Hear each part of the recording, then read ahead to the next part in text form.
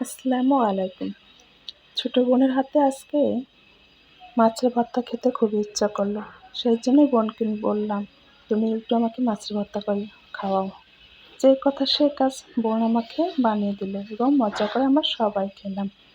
এখন সকালবেলা আপনাদের ভাইয়া কিছু বাজার নিয়ে এসেছে।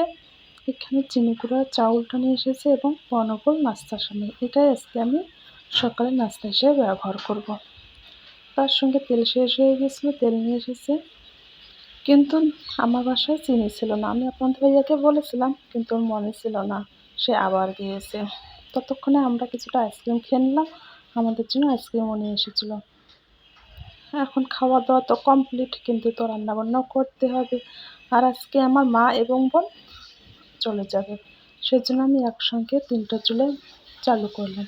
রাইস কুকারে ভাত এবং সবজিগুলো দিয়েছি। এটাকে অনেকজনে অনেক নামে বলে, কেউ কচুরমুখীও বলে থাকে, কিন্তু আমরা সজি বলি। এবং ম্যাজিক চুলায় আমি মাছের ফ্রাইটা করে নেব সুন্দরভাবে। এবং গ্যাসের চুলায় আমি কিন্তু গরুর গোস্ত বসিয়ে দিয়েছি। সমস্ত কিছু যেহেতু একসঙ্গে রেডি করা আছে, ভাবলাম একসঙ্গে রান্নাটা করিয়ে নেই। এদিকে কিন্তু গরুর গোস্তটা আমার বোনে রান্না করতেছে। ও সুন্দর করে কষিয়ে নিয়েছে। এখন তার সঙ্গে আলুটাও অ্যাড করেছে। আলুটাও আবার সুন্দরভাবে কষিয়ে নেবে।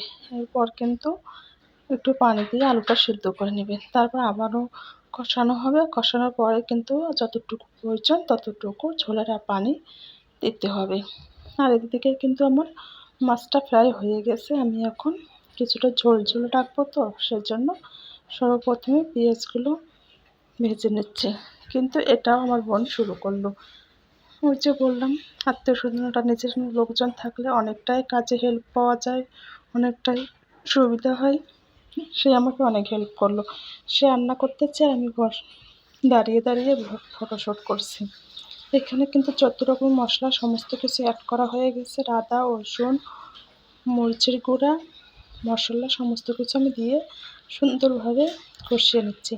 যখন দেখবেন এক পর্যায়ে কষানো হয়ে গেছে, তখন যতটা পরিমাণে পানি দেওয়া প্রয়োজন ঠিক ততটা পরিমাণে পানি দিয়ে মাছগুলোকে দিয়ে দিতে হবে। এখন মাছগুলোকে দিয়ে দেওয়ার পর আবার ঢাকনাটা দিয়ে দিতে হবে। তারপর যখন একটু বলক আসবে এবং ঝোলটা মাখা হয়ে আসবে, তখনই কিন্তু আপনারা নামিয়ে নিতে পারেন। এদিকে কিন্তু আমার সমস্ত রান্নাটা কমপ্লিট। গরুর গোস্তটাও হয়ে গেছে।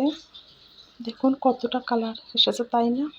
খেতেও কিন্তু অনেক মজা হয়েছিল। এইভাবে রান্না করলে খেতে দারুণ হয়। এদিকে কিন্তু আমার মাছটাও কমপ্লিট হয়েছে। ভাতও রান্না হয়ে গেছে, কিন্তু এখন আমি পোলাওটা বসিয়ে দিয়েছি রাইস কুকারে। এটা এখনও হয়নি, কিছুক্ষণের মধ্যে হবে।